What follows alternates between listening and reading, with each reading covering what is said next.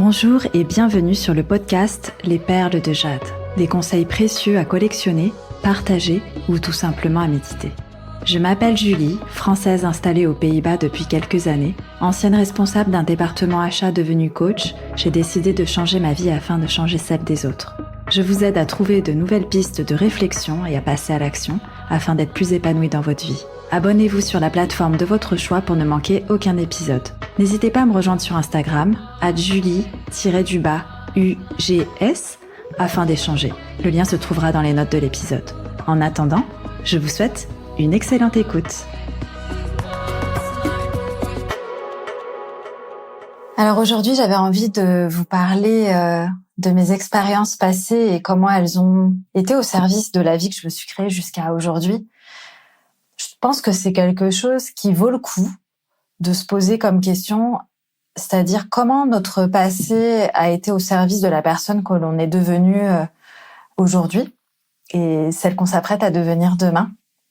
Je vais vous donner pas mal d'exemples de ma vie, comment je l'ai vécu et qu'est-ce que ça m'a permis de faire ou de devenir jusqu'à présent. Quand j'étais plus jeune, on disait de moi que j'étais très discrète, introvertie, et c'est comme ça qu'on me décrivait pendant toute mon enfance. J'ai été une petite fille qui n'osait pas poser de questions, qui n'osait pas intervenir. Et en fait, c'est pas que j'étais discrète ou introvertie, c'est plus parce que dans notre culture asiatique, déjà c'est pas très bien perçu en tant qu'enfant d'intervenir dans des discussions d'adultes. Et il y a vraiment cette question de chacun à sa place. Et ce que ça m'a appris, en fait, c'est d'observer les gens, d'observer les comportements. Et c'est aussi pourquoi aujourd'hui j'arrive si bien à lire les personnes que j'accompagne. C'est parce que je suis observatrice. Donc, quand on me dit que j'étais discrète, introvertie, pour moi, c'est pas une réalité, c'est comme moi les gens m'ont perçu à ce moment-là. Mais je sais que au fond de moi, je n'ai jamais été très discrète ni introvertie. Et je vais vous donner d'autres exemples. C'est-à-dire que je me faisais remarquer davantage pas par ce que je disais, mais plutôt par les notes que je pouvais ramener à la maison. Dans notre famille, c'était très important en fait d'être bonne élève, et on était récompensé pour les notes qu'on ramenait avec mon frère. Et pour ma part, je me suis fait remarquer par mon intelligence et pas par mes interventions en classe. J'ai été première de classe jusqu'au lycée. Et c'est quelque chose qui m'a valu des récompenses, des remarques, des propositions de concours, etc. Et pourtant, j'étais l'élève qui voulait se mettre au fond de la classe, qui ne voulait jamais lever la main, même si elle connaissait la réponse, parce que j'aimais tout simplement pas l'attention qu'on pouvait me porter. J'aimais pas que les gens me regardent, pas en tout cas pour ce que je disais, parce que j'aimais bien qu'on me regarde différemment. C'est-à-dire que ça s'est exprimé via mon style vestimentaire. J'ai toujours eu un style différent de ceux de mes copines, donc assez proche pour faire partie du groupe, mais différent à chaque fois dans l'originalité des motifs ou des couleurs. Je vous donne un exemple. Quand j'étais en primaire, c'était la mode des leggings. À l'époque, ça s'appelait pas des leggings, ça s'appelait des caleçons. Et alors que mes copines avaient des leggings plutôt noirs, roses, etc., moi j'avais des leggings à motifs, des leggings à fleurs, des leggings de couleurs assez flashy, etc. Et c'est comme ça que je me faisais remarquer sans devoir dire un mot. C'est aussi comme ça que je me suis affirmée dans mon style vestimentaire en étant jeune adulte. C'est-à-dire que quand ça a été la mode des slims, des jeans slim, moi, ça faisait déjà un moment que j'en portais, mais je ne faisais pas qu'en porter puisque je portais des couleurs assez flashy, donc du jaune, du fuchsia, du bleu électrique, etc. Et je sais qu'il y a beaucoup de personnes de mon entourage qui faisaient des blagues sur mon style vestimentaire parce que j'avais toujours des couleurs que les autres n'avaient pas. C'est aussi comme ça que j'ai développé un goût assez pointu pour la mode. Et c'est ce qui m'a valu aussi le fait de observer les gens, d'être première de classe, etc., qui aussi m'a aidé à développer ce côté que j'ai pour la stimulation intellectuelle. Pendant mon enfance, j'ai été élevée comme, en tant que grande sœur, à devoir céder le meilleur à mon frère. Donc, ce sera peut-être pas sa perception, mais en tout cas, c'était la mienne dans notre enfance, que ce soit pour nos jouets ou la nourriture. Je me rappelle plusieurs vidéos VHS où on me voit en train de jouer et en fait, mon frère veut jouer au même jouet que moi et il me l'arrache des mains et ma mère me dit « Attends, donne-lui, c'est ton petit frère ». Donc ça, c'est le contexte dans lequel j'ai été élevée. Et c'était pareil pour la nourriture. Donc, je pense que ma mère ne s'en souvient pas forcément et mon frère dit que c'est pas comme ça qu'il l'a vécu. Mais en tout cas, moi, je me rappelle très bien, j'ai vraiment des souvenirs très spécifiques dans des contextes très précis. Notamment, s'il y avait 2 cordons bleus que ma mère avait préparés, il y en avait un qui était cramé, un qui était doré. Le doré revenait à mon petit frère et le cramé était pour moi. Donc, qu'est-ce que ça m'a appris en fait ? C'est qu'il fallait que je me débrouille pour aller chercher moi-même ce à quoi j'aspirais, et c'est ce que j'ai fait en grandissant. J'ai pas attendu que mes parents me payent mes études. J'ai pas attendu de trouver un boulot dans mon entourage. J'ai pas attendu que les choses viennent à moi. Je suis allée les chercher. Donc ça a été hyper puissant et je pense que j'essaierai de faire un épisode de podcast sur mon parcours scolaire et professionnel pour vous donner des exemples un peu plus précis de comment je me suis débrouillée pour toujours rebondir. Mais c'est vraiment ça en fait. Ça m'a appris à me débrouiller, à aller chercher moi-même tout ce à quoi j'aspirais, toutes mes ambitions pour aller nourrir en fait ce goût pour l'aventure. J'ai la porte 28 du joueur en HD, ce goût du challenge, de la nouveauté. Ensuite, j'ai dû m'occuper de mon frère à partir de mes 10 ans. C'est-à-dire que mes parents, à partir du moment où j'ai eu 10 ans et mon frère avait 7 ans, donc on a 3 ans d'écart, ils m'ont sentie prête à m'occuper de mon frère. Et du coup, comme ça leur évitait aussi de payer la garderie ou le centre aéré. Et en fait, cette expérience-là m'a préparée au rôle de mère pour lequel, en fait, je me suis sentie prête à partir de mes 25 ans environ. À 10 ans, je faisais pas de la grande cuisine, je faisais des plats pré-cuisinés, etc. Mais il fallait quand même manipuler des plats qui allaient au four. Fallait gérer les horaires pour manger. Il fallait gérer les menus aussi.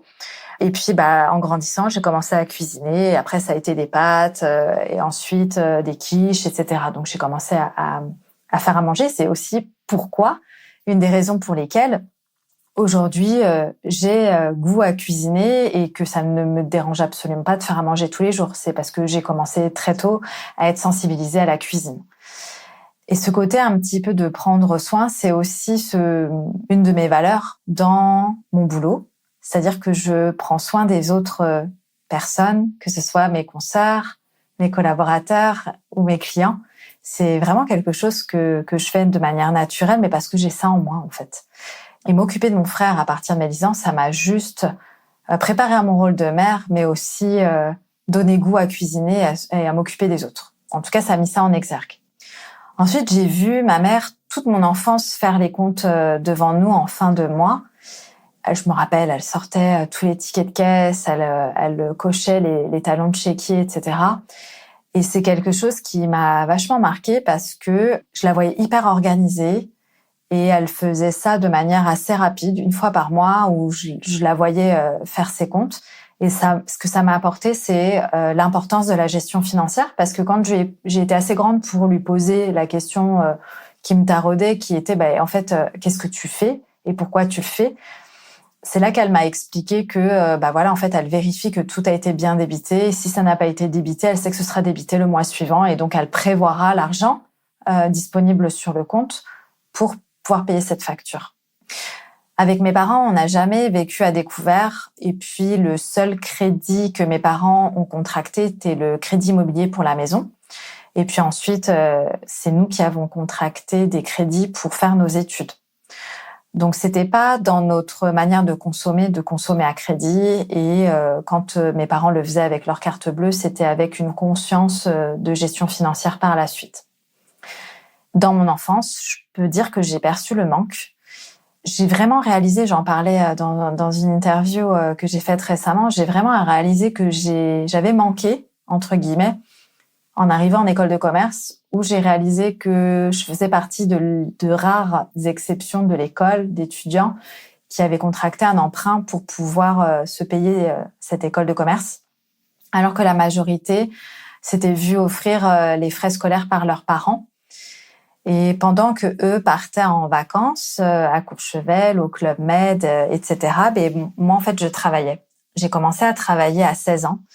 Je travaillais sur les marchés saisonniers au bord de la mer et j'ai travaillé dans le dur direct parce que il fallait se lever très très tôt, donc entre 2h et 4h du matin pour aller installer le stand qu'on avait au marché pour 6-7 heures du matin et travailler jusqu'à 13h30 en début d'après-midi. Et l'après-midi, je dormais et le soir, c'est là où j'avais du temps, où je pouvais passer du temps avec mes proches. Et ensuite, j'allais me coucher très tôt pour pouvoir me lever ensuite dans la nuit pour recommencer le lendemain. Et il y avait des marchés tous les jours. Je crois que je me rappelle même pas si j'avais un jour de repos par semaine, mais il me semble que oui. Donc, voilà, j'ai commencé à travailler à 16 ans. Puis ensuite, j'ai été vendeuse. J'ai été vendeuse. Pendant que mes amis allaient en vacances, j'étais vendeuse à Barbès. J'ai été vendeuse dans un magasin de chaussures. C'était assez éprouvant comme expérience parce que je travaillais pour des Marocains de mémoire. Et en fait, le staff était algérien ou marocain ou tunisien. Et j'étais la seule non-arabe et je me suis sentie complètement exclue, même dans les avantages employés. Mais j'ai tenu, sachant que c'était 1 heure de porte-à-porte. J'y allais tous les week-ends et pendant les vacances. Et quand je pouvais pas travailler là-bas, j'avais aussi travaillé en tant qu'assistante boulangère. Donc, j'allais à la boulangerie à partir de 4 heures du matin pour assister le boulanger. Et j'ai travaillé également en tant que vendeuse chez Histoire d'Or pendant les fêtes. Voilà, donc j'ai cumulé tous ces petits boulots pour moi, en fait, me permettre de me payer ce dont j'avais envie, parce que j'ai beaucoup aimé le shopping depuis mon enfance, et aussi ensuite pour mettre de côté chaque mois une petite somme pour me payer mes études. Voilà, donc c'est vraiment j'ai été exposée en fait à la vie professionnelle assez tôt par rapport à d'autres personnes de ma génération ou de mon groupe d'amis. Honnêtement, je crois que j'ai pas connu d'autres personnes qui vivaient ça au même moment que moi. Après, j'avais des collègues chez Histoire d'Or qui avaient besoin d'argent et qui travaillaient comme moi en faisant des extras pour gagner un peu de sous, mais ils cumulaient pas avec d'autres emplois, par exemple. Ensuite, j'ai grandi avec une maman qui, dès qu'elle avait des bonus, elle allait claquer en shopping et en dépenses plaisir. Et je me rappelle avoir répété la même chose par la suite, mais en mettant un peu plus d'intention dans mes achats. J'ai été longtemps shopping addict et c'est vrai que je me suis vachement régulée ces dernières années, notamment en développant une valeur écologique un peu plus importante. Mais c'est vrai qu'au début, je claquais aussi mes premières payes, mes bonus, etc. en shopping plaisir. Et puis ensuite, j'ai commencé à être un peu plus structurée, c'est-à-dire que j'avais toujours des cadeaux que je m'offrais pour célébrer des choses en particulier ou avec une intention de self-care ou de prendre soin, etc. Particulière. Donc, c'est comme ça aussi que je dépense aujourd'hui. J'ai gardé ce même système, mais c'est vrai qu'avant, c'était du shopping émotionnel. C'est comme ceux qui mangent de manière émotionnelle. Moi, c'était la dépense émotionnelle. Donc aujourd'hui, je célèbre avec intention mes objectifs en m'octroyant des dépenses vraiment plaisir. Mais je dépense très peu. J'investis énormément, mais je dépense très très peu. Et après, c'est ma manière de vivre aujourd'hui qui est alignée avec qui je suis, avec ce à quoi j'aspire, ma vision et mes objectifs, quoi. Donc, je dépense plus avec de l'envie que pour combler un vide perçu. C'est ça qui fait toute la grosse différence entre comment je dépensais mon argent avant et comment je dépense aujourd'hui, sachant qu'aujourd'hui, j'investis beaucoup plus que je ne dépense. Ensuite, j'ai grandi avec un rôle modèle de la maman qui faisait tout, éducation, travail, cuisine, ménage, etc. Et j'ai reproduit exactement le même schéma, mais c'est ce qui m'a permise d'être complètement indépendante, de savoir faire seule et notamment pendant le Covid où on pouvait plus en fait avoir de femme de ménage, où on se faisait moins livrer de nourriture, où du coup on n'était plus au bureau. Enfin moi en tout cas j'étais plus au bureau, mon mari il était encore. Moi j'étais plus au bureau donc j'étais plus souvent à la maison. J'avais envie d'avoir une maison propre donc je faisais de nouveau le ménage au moins 1 fois par semaine et à manger tous les soirs. Et c'est quand j'ai démissionné pour être entrepreneur. Et suite à notre séparation, que en fait cette expérience m'a servi parce que je ne dépendais plus de l'aide que je pouvais recevoir de l'extérieur. Et puis j'avais au niveau de mes ressources, assez de ressources en tout cas pour prendre soin de mon foyer et de tout ce qu'il y avait à faire et m'occuper de ma fille seule. Donc ça m'a vraiment servi dans mon expérience de femme et pas seulement d'entrepreneur. Au moment où j'ai tout délégué de ce que j'avais plus envie de faire dans ma vie, j'ai eu la capacité de tout reprendre. Et ça, je trouve que c'est important de savoir bien déléguer. Et ça, on en reparlera plus tard, je pense, dans un autre épisode. Mais en fait, déléguer pour se débarrasser des tâches n'a jamais été la meilleure manière de déléguer les choses. Et dans mon fonctionnement, en tout cas en HD, j'ai une ligne 6 dans mon profil, ce qui fait que la manière la plus alignée pour moi de déléguer, c'est de savoir faire les choses et ensuite de les déléguer. Et c'est comme ça que je fais aujourd'hui. C'est comme ça que j'ai repris. Je peux reprendre des tâches, c'est-à-dire qu'avant j'avais une CM et maintenant j'ai plus de CM, donc c'est moi qui reprends ma communication sur les réseaux, c'est moi qui fais tous les posts, etc. Et pour le ménage, c'est pareil. Je l'avais délégué, j'ai su reprendre. Et pour la bouffe, je cuisinais beaucoup moins. Même si c'était un plaisir, j'avais beaucoup moins de temps pour cuisiner. Et c'est quelque chose que j'ai repris aujourd'hui à plein temps et c'est OK pour moi, quoi. Le rôle modèle qu'a eu ma mère, pour moi, ça m'a servi dans ma vision de la femme indépendante, etc. Et c'est pas parce que je décide aujourd'hui de déléguer une partie que je ne sais pas faire ce que je délègue. C'est aussi une manière de garder le contrôle sur les tâches que je délègue, connaître la valeur, connaître mon retour sur investissement dans le cas où je choisis de déléguer les choses et pas juste pour me débarrasser des tâches. Donc, je mets beaucoup de conscience sur ça.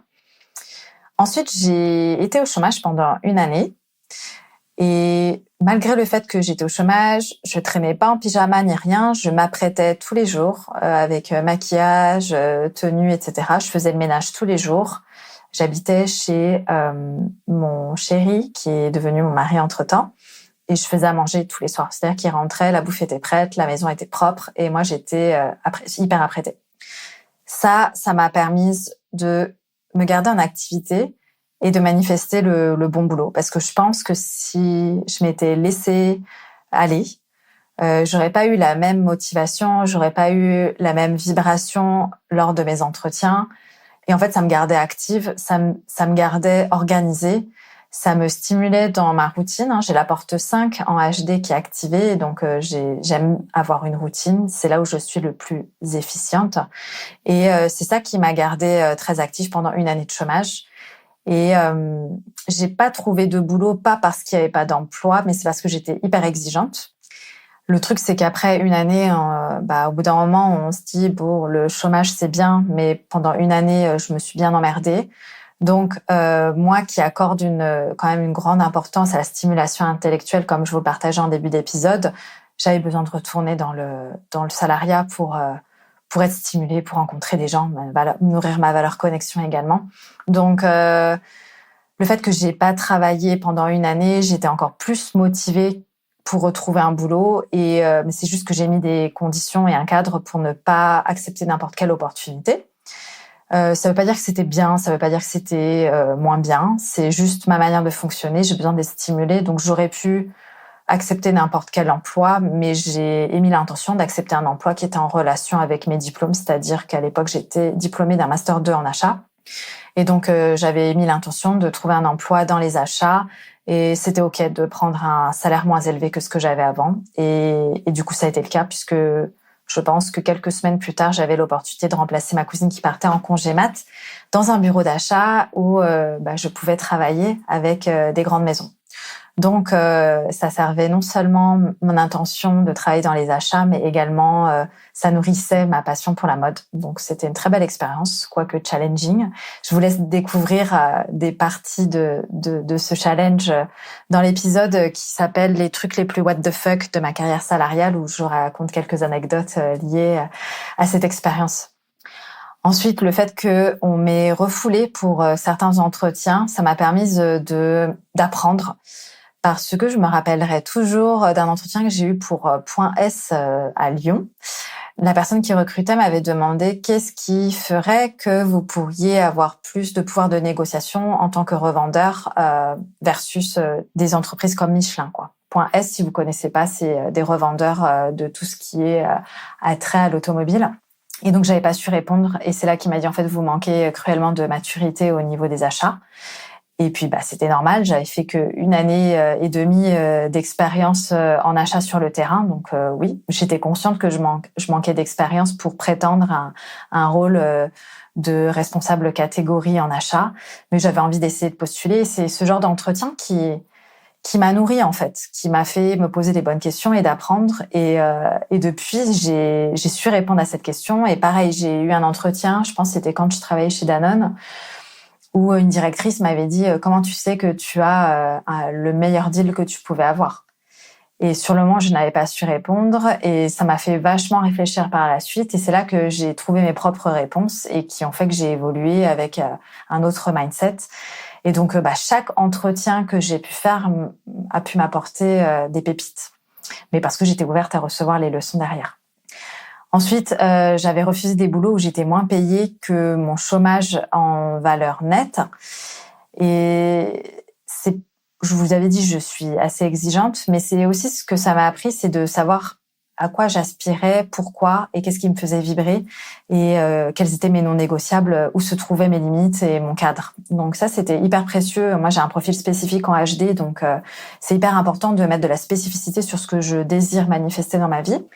Et puis ensuite, on m'a dit que j'étais très instable parce que j'avais énormément changé de boulot. Je crois que j'ai fait 13 ou 14 compagnies en tout.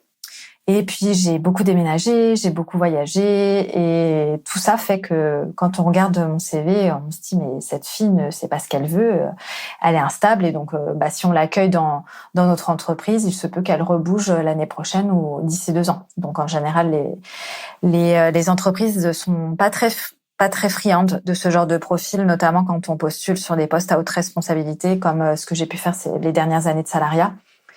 Et ce que ça m'a appris, en fait, de bouger autant, c'est ma capacité à m'adapter dans de nouveaux environnements, de nouveaux pays, de nouveaux process, de nouvelles équipes.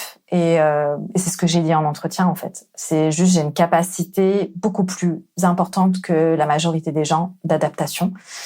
Et c'est ce qui fait que je peux être aujourd'hui recommandée par chaque entreprise pour laquelle j'ai travaillé. J'ai une lettre de recommandation qui appuie en fait mes qualités en tant qu'employée et ce que j'ai pu délivrer comme objectif, ce que j'ai pu surdélivrer en un court laps de temps, parce que je restais 1 à 2 années maximum dans chaque boîte et que même en moins de 2 ans, je pouvais surdélivrer. Donc ça a été vraiment clé à mettre en valeur lors de mes entretiens. D'ailleurs, je pense que je ferai quelque chose sur la négociation parce que c'est mon cœur de métier. Et puis, j'ai commencé à vivre à l'étranger à 20 ans. Donc, première grosse sortie de zone de confort. Je pars m'installer en Allemagne où je ne connais personne. Je parle très peu la langue. Je suis très forte en allemand. Ça fait 10 ans que j'apprends l'allemand à ce moment-là. Je suis excellente à l'écrit, mais je ne pratique pas. Donc, grosse sortie de zone de confort où je connais personne. Je maîtrise pas la langue à l'oral. Mais c'était une expérience tellement riche humainement. Je pense que j'ai pas amélioré mon allemand en allant là-bas, puisque j'ai fréquenté essentiellement des Espagnols et des Italiens qui parlaient très mal allemand, encore pire que moi. Mais c'était hyper intéressant de vivre pour la première fois en dehors du foyer parental.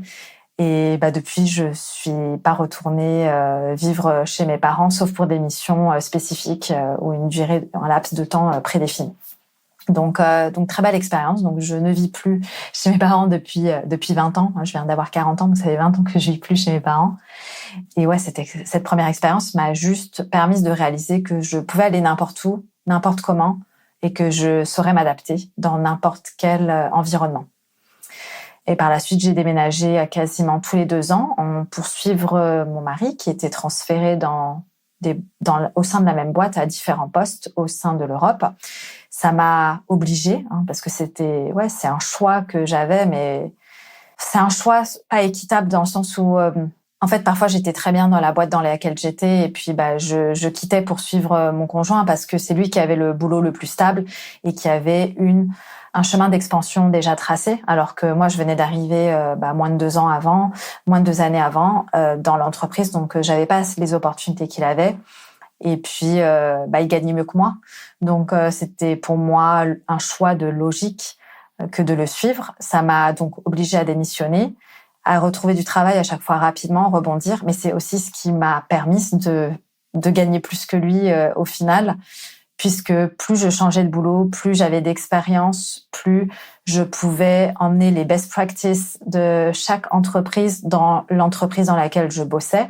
Et c'est une expérience qui est très précieuse, parce que en fait, j'embarque les best practices de grandes multinationales dans d'autres multinationales.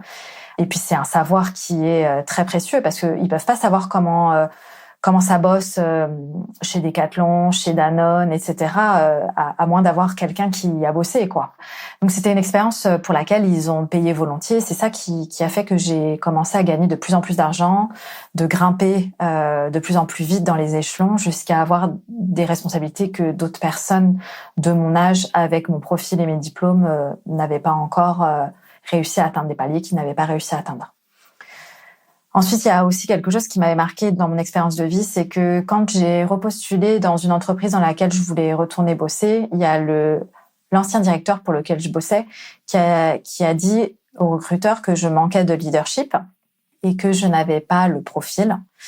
Et ça m'a fait me poser comme question en quoi j'avais du leadership, mais que je l'avais peut-être pas montré à l'époque où je travaillais pour ce directeur.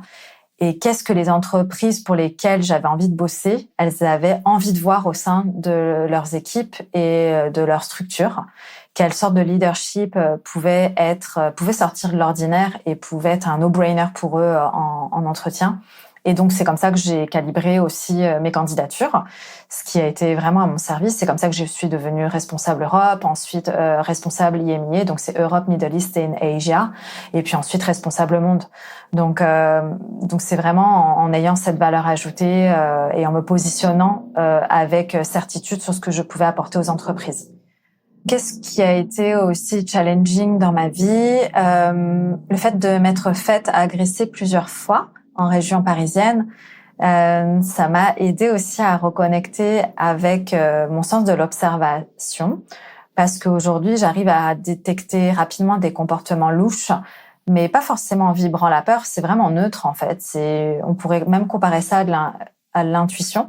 C'est pas quelque chose qui va me faire peur, c'est juste des détails que je vais noter et qui vont faire un lien avec des choses que j'ai déjà vues lors d'agressions auxquelles j'ai assisté ou des agressions que j'ai subies. Et c'est aussi comme ça que j'ai développé, on va dire, une sorte de technique vibratoire. C'est-à-dire que quand je commence à ressentir de la peur parce que je sens que je vais passer devant un groupe d'hommes et que je vais potentiellement me faire emmerder, mais c'est comment moi je peux vibrer différemment pour ne pas co-créer ce que je souhaite éviter le plus. Et donc, ce que je me dis dans ma tête, et je sais que ça en avait aidé plusieurs quand j'avais partagé cette expérience en story, je me dis dans ma tête, si tu me touches, je vais te niquer ta race. Et donc, le dire de plus en plus fort, en tout cas dans mon être, et de l'affirmer avec beaucoup plus de certitude que je vais vraiment lui niquer sa race s'il me touche, c'est ce qui m'a aidé à vibrer une autre énergie. Et donc, en fait, limite, je fais tellement flipper dans ma manière de marcher, dans mon regard, dans mon attitude, que les gens ne me parlent pas, en fait, dans la rue. Donc, ça, c'est rigolo parce que je change de vibration. C'est-à-dire que je suis aux Pays-Bas où je me sens tel un bisounours à Bisouland. Et puis, j'arrive à Gare du Nord, en Thalys. Maintenant, c'est l'Eurostar. Et puis là, je dois me rappeler, ah oui, mince, on est à Paris, on est en région parisienne, on est à Gare du Nord. Donc, je suis invitée en tout cas à switcher de taux vibratoire pour justement ne pas co-créer ce que je souhaite éviter le plus dans la vie. Voilà. Donc ça, c'est vraiment, oui, c'est à partir d'une vibration de peur. Moi, j'ai la porte 44 en HD. C'est que mon instinct de survie est calibré sur des expériences passées que j'ai pu subir. Et même si je me suis auto-coachée sur ces événements, ces agressions, etc., ça me donne pas, j'ai pas envie de me faire agresser pour en tirer des leçons, quoi. C'est aussi un choix de ma part. J'ai de la gratitude pour avoir vécu ça parce que ça m'a apporté d'autres choses. Mais je ne recherche pas à me faire agresser et je n'ai pas de la gratitude au point de vouloir provoquer ces événements-là. Donc il y a une nuance. Donc là, c'était un épisode vraiment pour célébrer mes 40 années, parce que je viens d'avoir 40 ans, où j'ai fait une rétrospective sur plein d'histoires dont on a reparlé avec ma maman là ce week-end, sur comment j'ai perçu les choses, comment on a pu me percevoir, comment j'ai pu penser que je pouvais manquer de qualité, notamment de leadership, le fait que je sois discrète, le fait que je me suis sentie un peu injustement mise dans une position de maman trop jeune, etc. Tout ça, en fait, comment je l'ai transformé en avantage pour la personne que je suis devenue aujourd'hui et comment ça a pu me servir, en fait. Donc, tout ce que j'ai traversé, que j'ai perçu difficile, je vois le lien direct avec comment ça m'a aidé à évoluer dans ma vie, dans les périodes les plus difficiles par la suite, qui du coup étaient perçues sous un autre prisme, une difficulté sous un autre angle, notamment le fait que j'ai été au chômage. C'était une période assez difficile, hein. Pour être honnête, je touchais même le RSA tellement j'étais pauvre parce que je ne pouvais ni payer mon loyer, ni payer ma bouffe, puisque je devais rembourser mon école de commerce par des mensualités qui étaient assez élevées pour quelqu'un qui percevait le chômage en dessous du seuil moyen dont on a besoin pour vivre. Donc ça m'a vachement challengée et pourtant j'ai essayé de me débrouiller avec ce que j'avais. Donc j'ai vécu sur mes économies, hein. Comme je vous ai dit, j'ai commencé à travailler à 16 ans. Donc oui, je dépensais une partie, mais j'ai économisé aussi une autre. Et à l'issue de cette année de chômage, j'avais dépensé toutes mes économies. J'étais au chômage, je pense, à l'âge de 25 ans, 25-26 ans. Donc ça faisait 10 ans d'économies que j'ai cramé en une année, quoi. Donc voilà. Puis après, j'ai recommencé mes économies de zéro. Et puis aujourd'hui, il me reste encore des économies. Après plus de 10 années d'économies, il m'en reste encore, mais parce que j'économise tous les jours. D'ailleurs, c'est un système que je vais partager aux filles du mastermind pour qu'elles aussi apprennent à économiser, à investir, épargner, etc., selon leurs désirs et leurs visions. D'ailleurs, si vous êtes intéressé à travailler, on va dire plutôt clarifier votre vision et à définir vos objectifs selon qui vous êtes et pas ce que vous devriez faire, vraiment aligné à votre human design, je vous invite à cliquer sur le lien que je vais vous mettre en description de cet épisode pour accéder au replay que j'ai, on va dire, transmis. C'est les enseignements que j'ai transmis lors de l'immersion que j'ai organisée en présentiel. Et donc, vous aurez le replay de la partie vision, de la partie objectif, de la partie mindset et de la partie pure human design. Et donc, je vous invite à voir si c'est quelque chose qui pourrait résonner pour vous, si vous désirez en tout cas clarifier votre vision et définir vos objectifs, peu importe où vous en êtes en cours d'année. Hein. C'est pas nécessaire de le faire en fait en janvier ou en septembre. C'est quelque chose qui peut vous servir en tout temps. Donc, je vous invite à jeter un petit coup d'œil et voir si c'est fait pour vous. Et en attendant, je vous propose de me retrouver sur mon compte Instagram pour venir échanger avec moi, pour me partager si peut-être des choses de votre enfance dont vous avez perçu de la douleur ou de la difficulté, comment vous pouvez peut-être introspecter dessus et quelles sont les pépites qui en sont ressorties pour voir en quoi ça vous a aidé à devenir la personne que vous êtes aujourd'hui. N'hésitez pas à me partager vos expériences et vos déclics en AMP. Je me ferai un plaisir de vous répondre. Je vous souhaite une belle journée et je vous dis à la semaine prochaine pour un nouvel épisode.